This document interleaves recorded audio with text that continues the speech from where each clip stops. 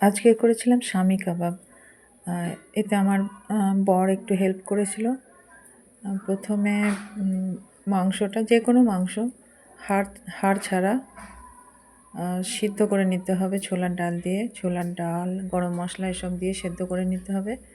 তারপরে মিক্সিতে ব্লেন্ড করে নিতে হবে। তারপর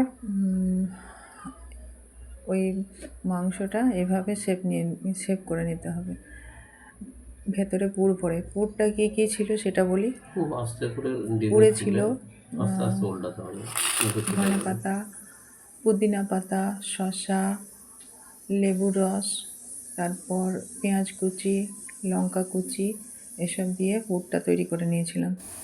তারপর গোল গোল শেপ দিয়ে ভেতরে পুরটা ভরে ডিমের গোলা তৈরি করে নিয়েছিলাম। এবার ডিমের গোলাতে একটা একটা করে ডুবিয়ে কম তেলে ভেজে নিয়েছিলাম। ডুবো তেলে ভাজলে এটা ভালো হয় না, ভেঙে যায়। তাই এটা কম তেলে এপিট ওপিট সেঁকে নিতে হয়। এভাবেই স্বামী কাবাবগুলো তৈরি হয়ে গেল। আপনারা যে কোনো মাংসে, হাড়বিহীন মাংসে তৈরি করে নিতে পারেন। এটা গরম ভাত দিয়ে বা পরোটা, রুটি, যে কোনো কিছুর সাথে ভালো লাগবে। সস দিয়ে শুধু এমনি চায়ের সঙ্গে ভালো লাগে। খুব টেস্টি, একবার ট্রাই করে দেখবেন, খুব খেতে ভালো লাগে।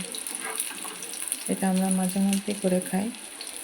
খুব টেস্টি এবং খুব হেলদি, তেল কম লাগে, সেজন্য এটা শরীরের পক্ষে অতটা খারাপ নয়। আর